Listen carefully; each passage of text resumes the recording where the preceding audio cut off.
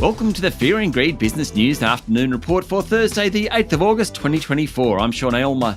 Every afternoon, we've got the 5 stories that happened today that you need to know about. Story number 1, the S&P ASX200 closed down 0.2% today to 7,682 points, with the materials and real estate stocks leading the way lower. The financials index was the best performer of the 11 sub-indices on the ASX200.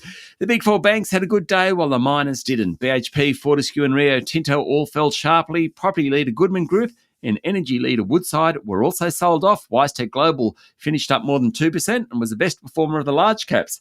Profit season is warming up. AMP share price jumped 13% today after the one-time blue chip company reported a higher half-year profit. It was the best of the top 200. Story number 2, childcare and after-school care workers will receive a 10% pay rise by the end of the year, with another increase to come in a $3.6 billion bid by the federal government to give families assurances about the quality of care received by their children.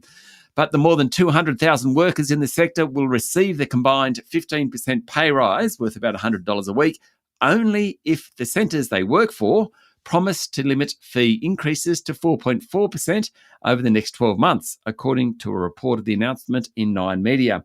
Prime Minister Anthony Albanese said early educators could change people's lives and they deserve to be properly valued and fairly paid. It follows last year's decision to increase the pay of about 250,000 aged care workers by 15%. Story number 3, New South Wales Labor Premier Chris Minns has ordered all of the state's public servants back to work, in a move which the business community has welcomed. The work-from-home arrangements implemented in 2019 ended on Tuesday this week.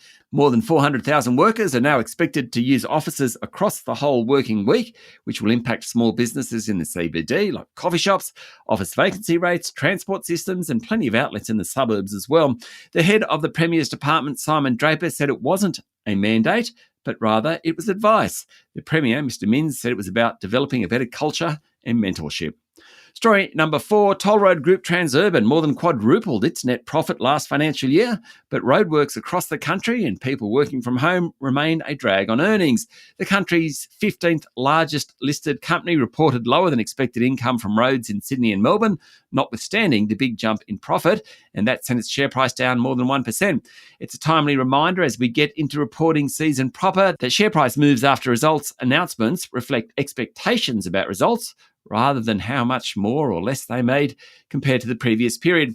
Now, construction works on toll roads in Sydney and Melbourne cities have reduced traffic flows in each by around 1%.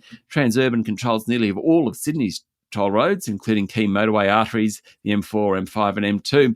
Traffic trends show people returning to the office were still below pre-COVID numbers in both Melbourne and Sydney. In Brisbane, though, traffic is back to those pre-COVID levels.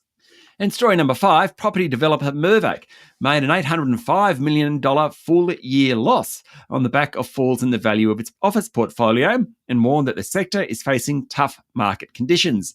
Mirvac's operating profit dipped by 8% to $552 million, but it was in line with expectations, with the headline loss driven by a $1.1 billion write-down, mainly on older office stock. Its share price tumbled 9% on the announcement today, reflecting the comments about future trading conditions. Chief Executive Campbell Hannon said market conditions were likely to remain challenging this year, but said the company was setting up for recovery. In recent years, Mirvac has moved deeper into living sectors, things like build-to-rent, land lease, that type of thing, rather than just building and selling apartments. That's it for the afternoon report for Thursday, the 8th of August 2024. Michael Thompson and I will be back tomorrow morning with the Friday edition of Fear and Greed Business News. I'm Sean Aylmer. Enjoy your evening.